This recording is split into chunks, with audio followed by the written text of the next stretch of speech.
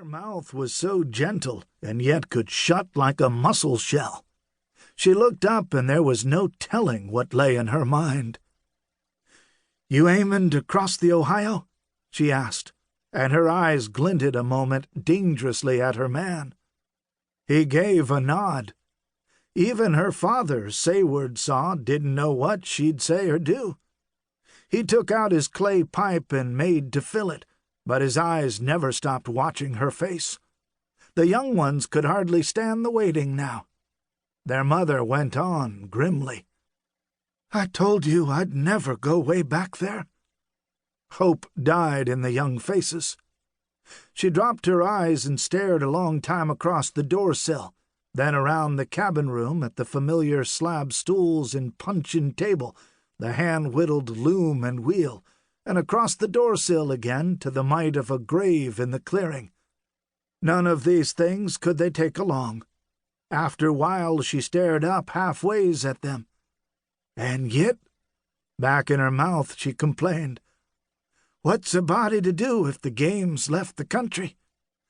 The four younger ones turned and made stiff and pious passage from the cabin.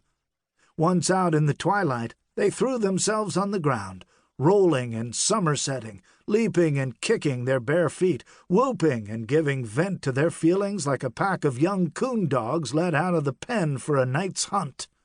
Sayward, the oldest, went back to the haunch over the fire, turning it on the hook, catching some of the drippings in a long whittled spoon and basting it with its own juices. She hadn't given away to her feelings since her small hands had guided her youngest brother into the world. He was the fairest babe any of them had ever laid eyes on, and she had slapped his little body, naked as a wild squab, till her hand was lame. But never would he open his mouth to cry, or his lids to clap side on his brother and sisters waiting to lug him around.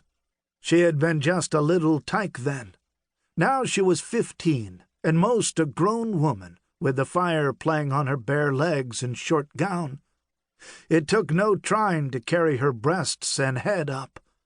Life flowed through her calm and strong as current down the river. She could throw the other young ones 4 at a time and hold them squirming to the ground. "Not so all-fired hard," they would yell at her when she'd comb or scrub them. Once when Worth was off to the Black Forest for pine martens, and they hadn't a sliver of meat or dust of meal in the cabin, she had seen a young white-faced buck swimming the river, and had run barehanded into the deep water, grabbed hold of his spikes and tried to drown him, like the black hunter of the Juniata. For a while there they had splashing a-plenty, while the other young ones and Jary ran helpless up and down the bank. But when Worth came home with a few skins and nothing more than a skinny possum for meat, he found 3/4 of venison hanging up and a small fresh deer hide pegged to one of the trees.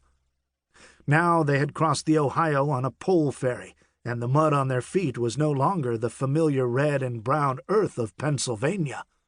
It was black like dung. The young ones were wild over tramping the same trace their father had tramped as a boy with Colonel Bouquet. Here was where the army sheep had to be shut in for the night, and here where the soldiers had axed the trace wider to let the army train through. It was a country of hills, and Jary had said she could breathe again, like on those mortal sweet hills of Pennsylvania. Now that those hills were so far behind her, it was easier to give them up. Perhaps it wouldn't be so bad out here like she thought. What was the use of living in the same state as your folks if you never saw them anyhow? They rounded a high ridge. A devil's racecourse cleared the air of limbs below. Here was something Worth had not told them about. For a moment Sayward reckoned that her father had fetched them unbeknownst to the western ocean, and what lay beneath was the late sun glittering on green-black water. Then she saw that what they looked down on was a dark, illimitable expanse of wilderness. It was a sea of solid tree-tops, broken only by some gash where deep beneath the foliage an unknown stream made its way.